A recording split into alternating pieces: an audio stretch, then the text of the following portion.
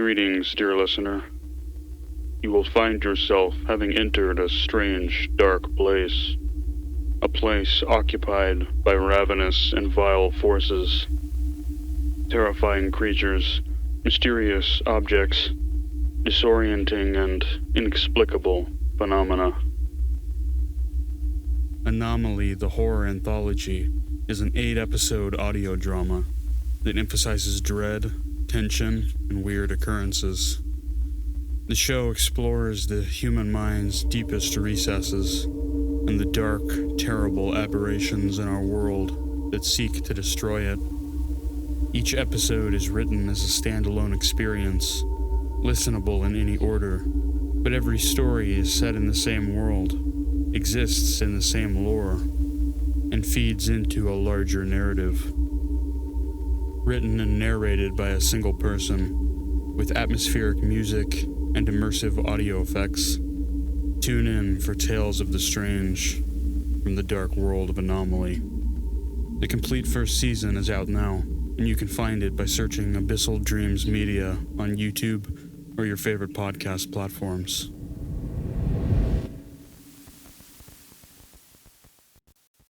This podcast contains adult content and themes. For a full list of our content warnings, please see our show notes. Listener discretion is advised.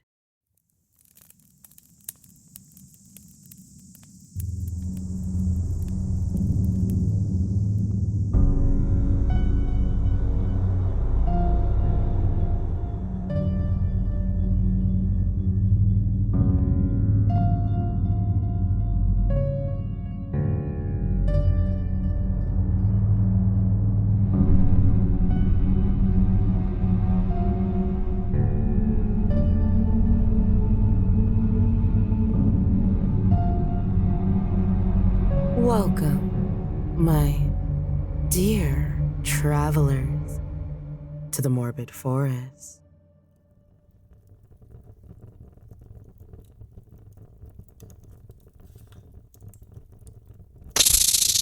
Yes, I know. After all this time, it's odd to see one's reflection unchanged. I find myself wondering if this mirror is enchanted. If I say the words, it will come to life and tell me my heart's desire. And thankfully, I'm not an arrogant old queen.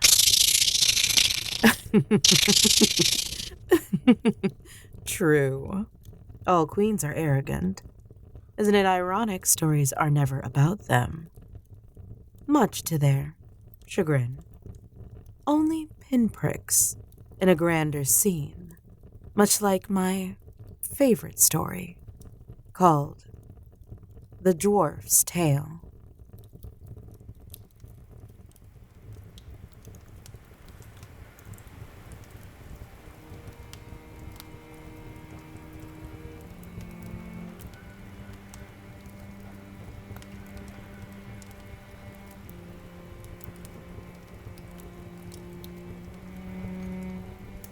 You were the wisest of us, weren't you? You recognized danger before any of us, but we didn't listen to you.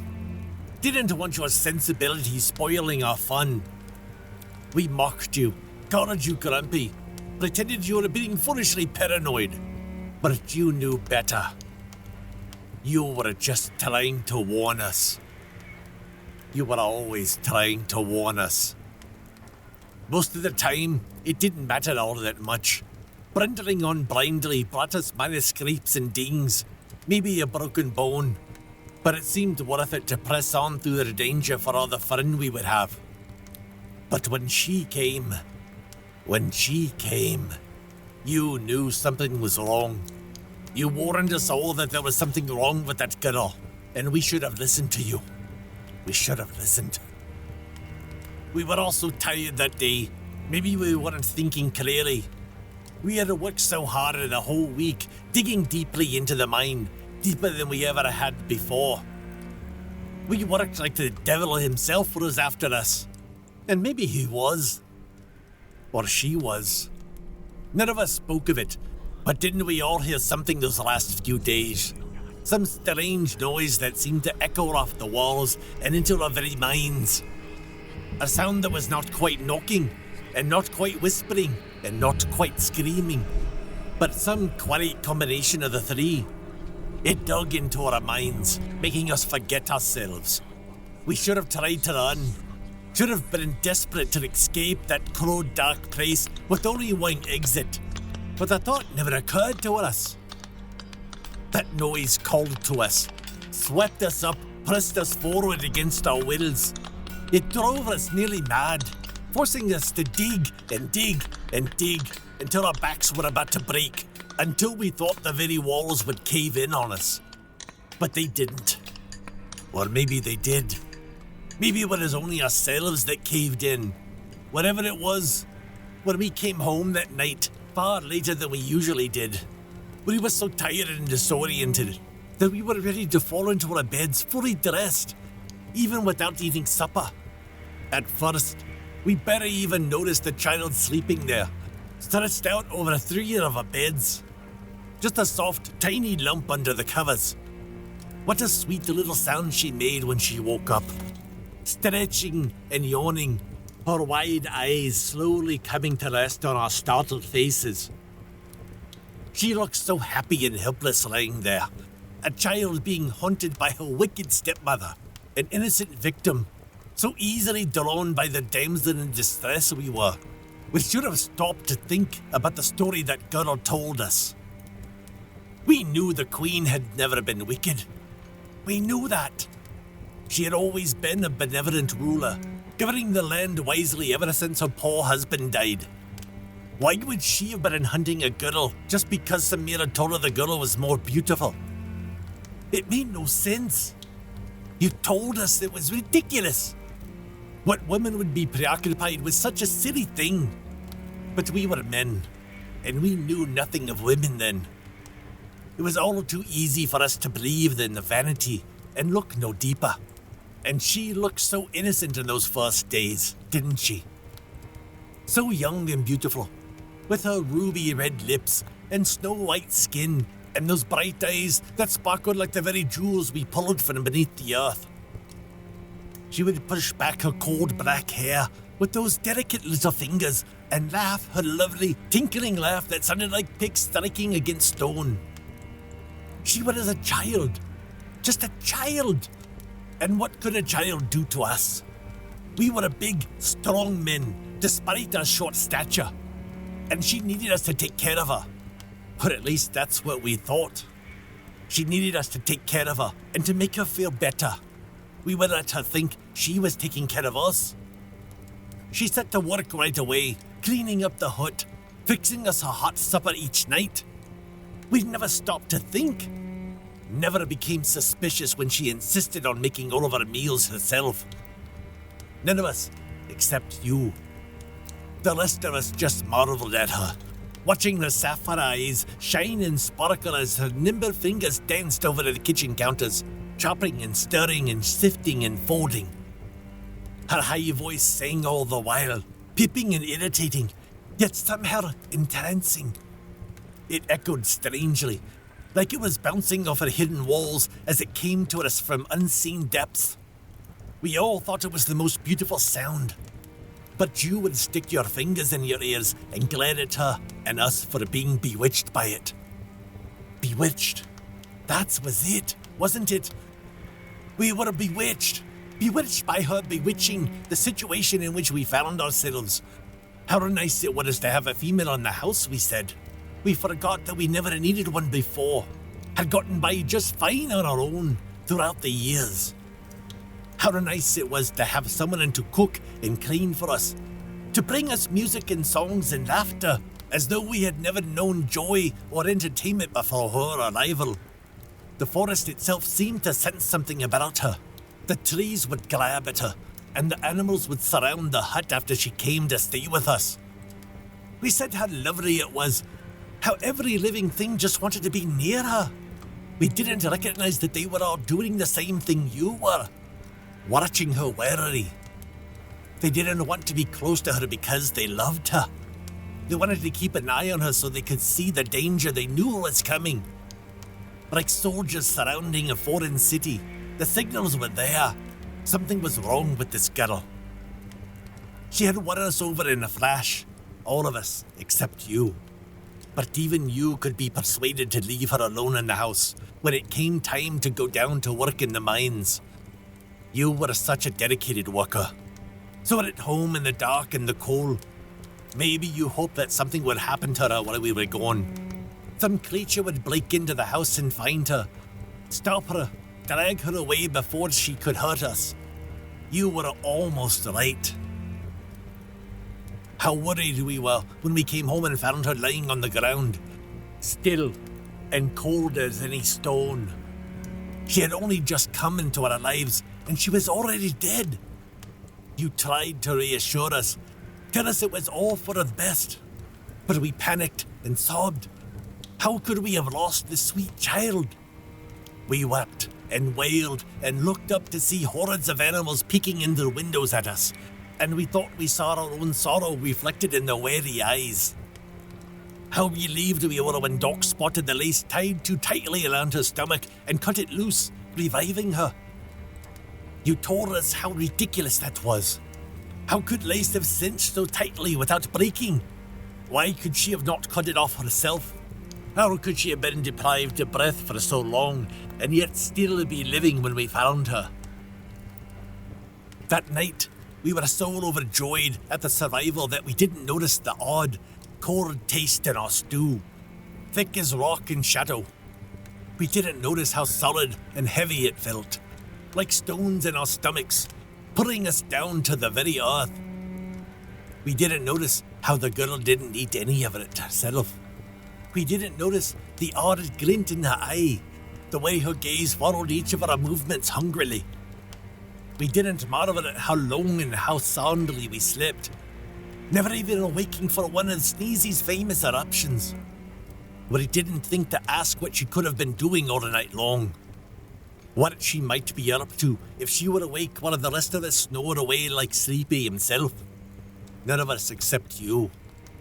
You refused to eat anything she made after that. Said you just didn't like the taste of her cooking. Wise old Grumpy, with his own little pot of food in the corner.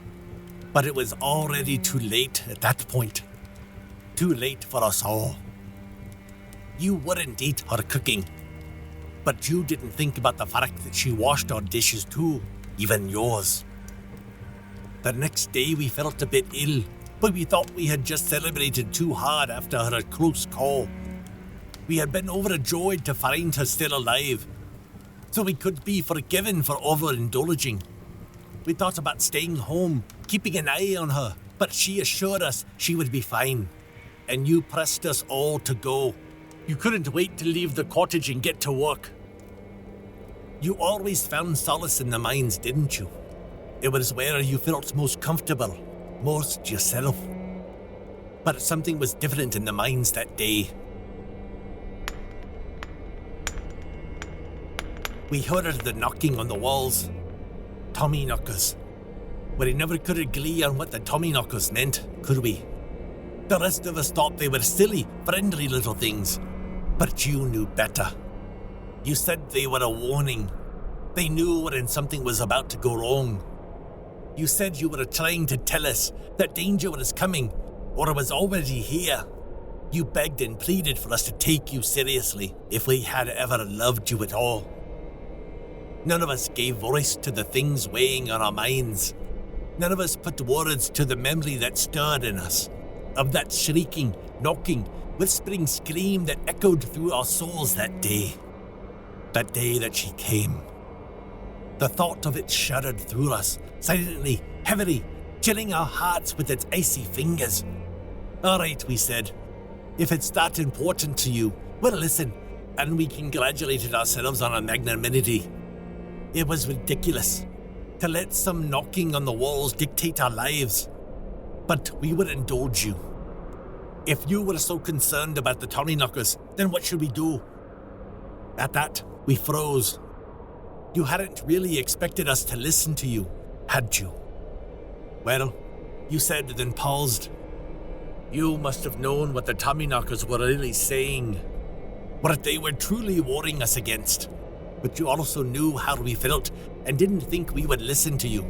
Maybe they're trying to tell us there's going to be a cave-in, you said.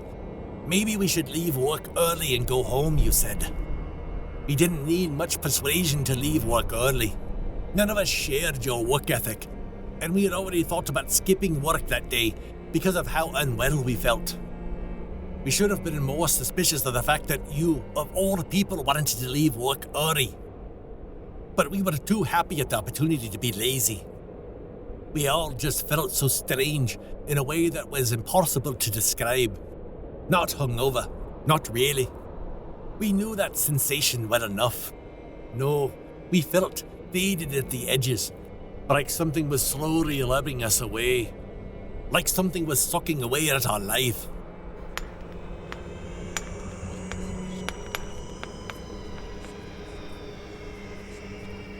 We came home and saw a sight we didn't quite know how to interpret. There was a flurry of movement in the cottage. Something dark and fleeting. Again, the audience of animals surrounded the small dwelling, looking on in silent watchfulness. We quickened our steps and burst through the door to see her lying on the floor, unmoving. She was cold, so cold, as though she had been dead for hours. But hadn't we just seen her moving as we came upon the house? No, it must have been that evil queen. She must have come and given the girl a poison comb, stayed to watch her die, then left just as we arrived. Oh, if only we had been a little faster. Maybe we could have caught her. Could have stopped her before she killed our darling girl. But this is ridiculous, you said. How could she not have learned her lesson after the last time? Why would she have accepted a comb when the lace almost killed her?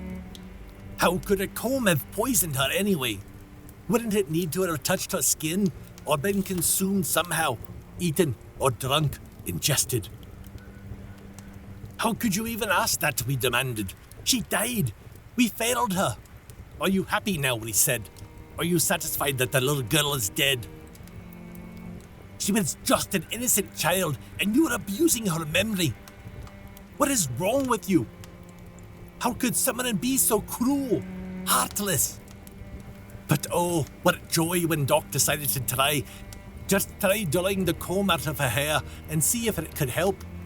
Her cheeks filled with colour again, and she drew a huge breath. And we laughed and wept and spent the evening singing and dancing and feasting. We celebrated in a crazy frenzy until we were spent and collapsed, limp as rag dolls. Except you. You sat in the corner, arms folded, brow furrowed, eyes flashing. Silly old Grumpy. Could never relax and enjoy a party. Did you see it then? That hunger in her eyes? The way she looked so famished, but ate none of the food she had cooked for us. The way she sat calm and still, while the rest of us whirled around her, like a puppeteer guiding her marionettes. The next morning, we hardly felt alive at all. We were shadows of our former selves, ghosts in the making. We wanted to stay home, to recover and regain some life. Though we said it was because we were worried about her, wanted to protect her, keep her safe, as though we could do anything to protect that girl. But she refused us, told us she would be fine, not to worry. She simply wouldn't speak to anyone who came by. Oh, please go to work. Don't fret. She didn't want to be a bother. So we marshaled our best smiles, put on a brave face for her, pretend we didn't feel ourselves slipping away from this world. And off we went to the mines once more. We could barely function when we were there. All of us were so disoriented, including you. We heard knocking again, but there was something different about it. It didn't sound like it was coming from the walls. It seemed to be reverberating within our own heads. The walls were calling to us, pulling us in, and the knocking was the song the mine was singing to us. Or we were singing to the mine. It felt so right, so good, so natural. Even you seemed to forget to be angry and paranoid about it. We didn't leave early that day. Didn't even think to consider it. We belonged there. We were a part of the mine. And by the time we came to ourselves enough to remember to leave, it was long past dark. We arrived home to find the worst sight yet. She was lying on the floor again, apparently dead. We looked over her body thoroughly. But there was no lace, no comb, no foreign enchanted object that we could see.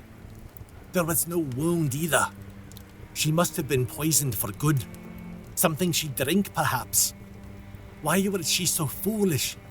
Why would she have taken anything from anyone she didn't know? She was so naive. She was just too innocent, too pure for this world. That must have been why the Queen hated us so. She was just too good. What fools we were. Except you. You didn't rejoice in her demise or trumpet your own wisdom. You were strangely silent, brooding it seemed. We thought perhaps that your heart had been turned by her at last. Maybe she had cracked through your rough exterior, and her passing had hurt you more deeply than you would admit. Maybe you were mourning her in your own way. That's what we told ourselves. We should have recognized the signs that your mind was working in your silence, turning over the events, trying to piece together everything that had happened. Did you see the apple then? Did you guess that the poison that had taken her, apparently for good, and tried to hide it from us? Did you stay quiet to keep from drawing attention to yourself? Try to keep us from finding a way to save her? Well, it didn't matter now. She was still so beautiful that we couldn't stand the thought of burying her under the earth, hiding away her loveliness from the world forever. She wasn't decaying either. That should have been our warning sign. But we didn't see it. We thought that maybe her purity was so great that Lot wouldn't touch her, in the same way that all the animals of the forest flocked to her, but did not harm her. It was almost as though she was still alive somewhere in there. So, we built her a glass coffin. You even helped. We needed to make something to protect her, preserve her, and let the world take solace that something of her still remained. We held a funeral for her, and all the animals of the forest came. We thought they were mourning her, just like we were, but then they didn't stay. It seemed they came to confirm that she was really dead, then fled as soon as they saw her still body. Soon, the forest was empty of all life for miles around her coffin. The trees somehow seemed to lean away from her, opening up a space of light to shine on her grave. We couldn't understand it. And through it all, we never took notice of your silent brooding. The days passed, we mourned. We couldn't leave her alone, even now. So we set one of us to watch over her constantly. Even you took turns at her resting place, though most likely you did it out of weariness rather than grief. She never changed, silent and unmoving under the glass, flawless as a carved diamond. We went back to work in the mines, our bodies moving slowly through the grief. But that strange haze that had plagued us seemed to lift ever so slightly. We no longer heard the knocking on the walls, felt the mines call to us. How easily we forgot those strange experiences. Told ourselves that it had all been in our imaginations, didn't speak of it again. Things almost went back to normal.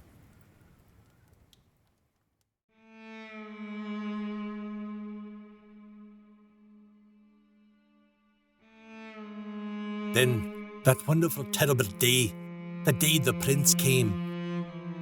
He wandered by her coffin, a lonely traveller in the woods.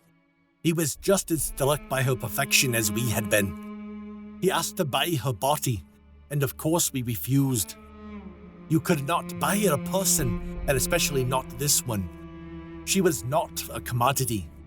She was beauty itself. No, he insisted.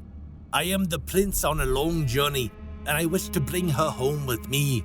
We have powerful sorcerers in our kingdom. Perhaps one of them can wake her from her sleep. Wake her? From sleep? But we thought her dead. Of course you can take her. If there is any chance she can be saved, Any chance at all? Please, please, let her be alive. So we sent her off with him, and we wrung our hands and prayed that he was right, that she merely slept, and somehow, some way, she could be saved, that she could come back to us.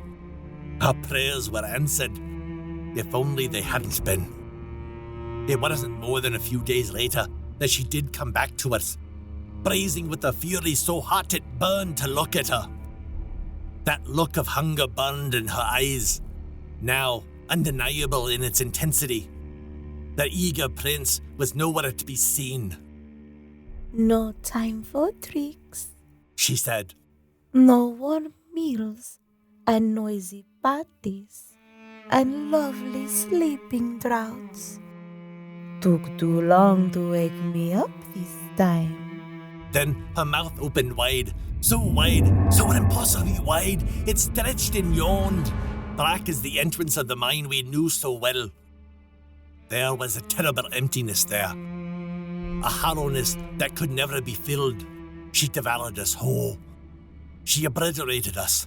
Knock, knock, knock, knock, knock, knock.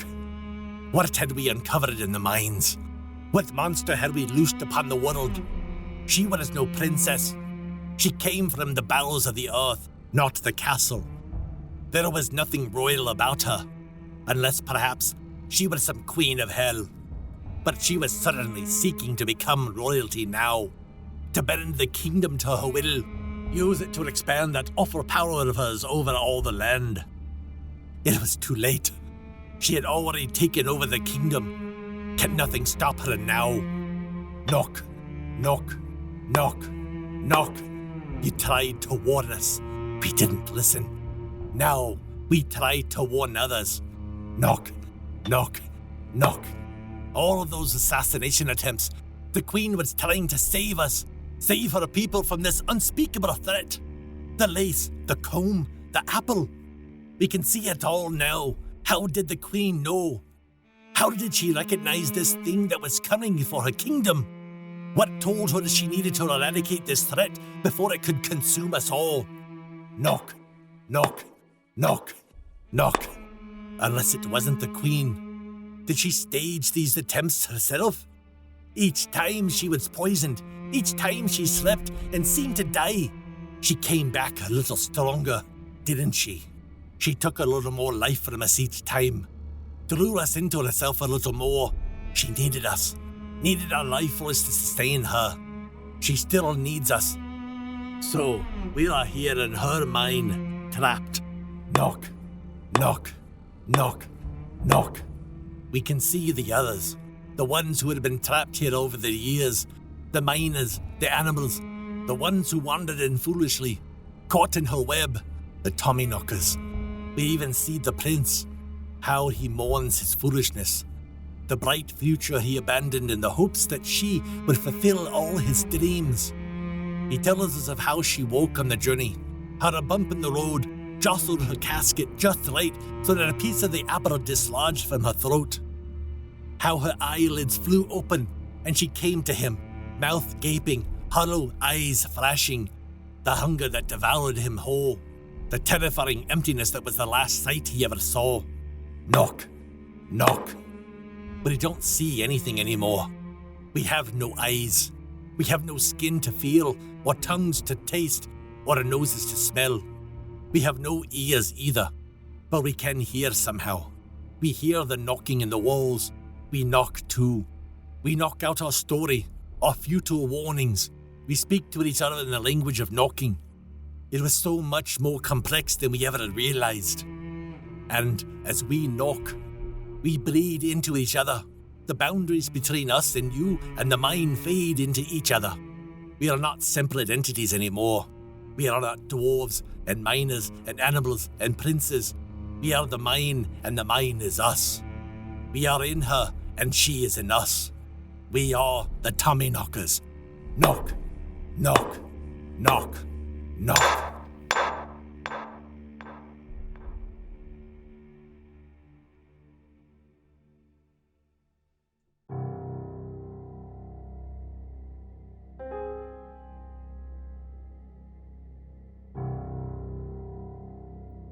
This has been a Morbid Forest production, and on this week's episode you've heard The Dwarf's Tale, written by Rachel Baker, with narration by Ron Hyatt as your narrator, and Naomi Richards as the evil Snow White. Story editing and audio production by Naomi Richards. Our theme music was created by Blakmoth. Music and sound effects provided by Epidemic Sound. No AI was used on any portion of this audio production. Follow Rachel and keep up with her latest works. I've gone ahead and leave the link for her Instagram and Blue Skies, as well as a link for her short stories collection down in the show notes. And also don't forget to check out Anomaly, the Horror Anthology, an 8-episode horror event written by Alex Hall. Episodes are all out now and exclusively on YouTube. Follow us on X, or Twitter if you're old school, Instagram, Discord, Threads, Blue Skies, Tumblr. Stay up to date with all the happenings within the forest. Interested in more morsels of the forest? Then join our Patreon. As a faithful traveler, you'll receive exclusive access to early episode releases, ad-free episodes, and access to all bonus content for just $3 a month. That's patreon.com/themorbidforest. Can you spare a moment to help another traveler in need? For just 1 review or 5 stars, you can help a fellow traveler in desperate need of a horror podcast. Ratings and reviews are the best way to find lost travelers out there. So head to your favorite podcast platform today to assist a fellow traveler in finding their path to the Morbid Forest. And with that, we'll see you next time, travelers, on the Morbid Forest.